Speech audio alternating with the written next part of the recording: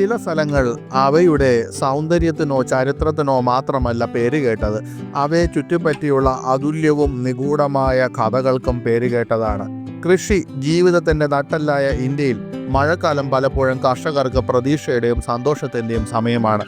എന്നാൽ ജാർഖണ്ഡിൻ്റെ തലസ്ഥാനമായ റാഞ്ചിയിൽ മഴ വ്യത്യസ്തമായ ഒരു കഥ നമുക്ക് തരുന്നു. ഭയവും നിഗൂഢതയും നിറഞ്ഞ ഒന്ന്.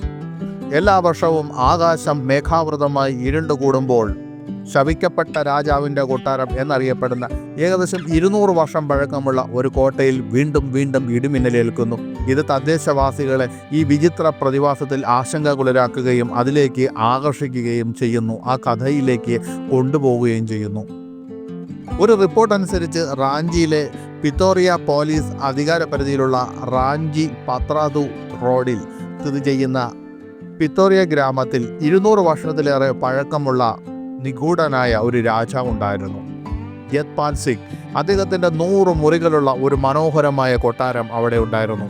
ഒരു ശാപം കാരണം എല്ലാ വർഷവും കൊട്ടാരത്തിൽ ശക്തമായ ഇടിമിന്നലേൽക്കാറുണ്ട്.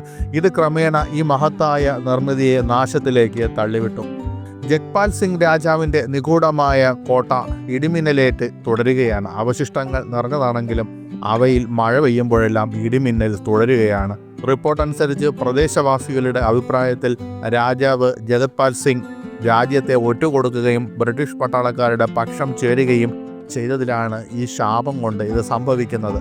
1857 കലാപകാലത്ത് സ്വാതന്ത്ര്യ സമര സേനാനി താക്കൂർ വിശ്വനാഥ് ഷാഹ്ദിയെ പിടികൂടുന്നതിൽ ബ്രിട്ടീഷ് ഉദ്യോഗസ്ഥനായ തോമസ് വിൽക്കിൻസനെ സഹായിച്ചുകൊണ്ട് രാജാവ് ജഗ്പാൽ സിംഗ് ബ്രിട്ടീഷ് സേനയെ സഹായിച്ചു.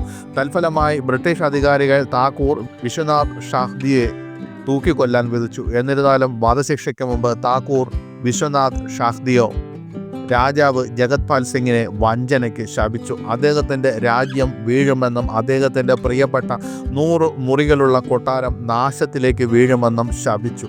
ആ ശാപം കൊണ്ടാണ് അത്രേ കാലങ്ങൾക്ക് ശേഷവും അതിൻ്റെ ഭാഗത്ത് ഇടിമിന്നൽ ഏൽക്കുന്നത് എന്നാണ് ആ പ്രദേശവാസികളുടെ വിശ്വാസം.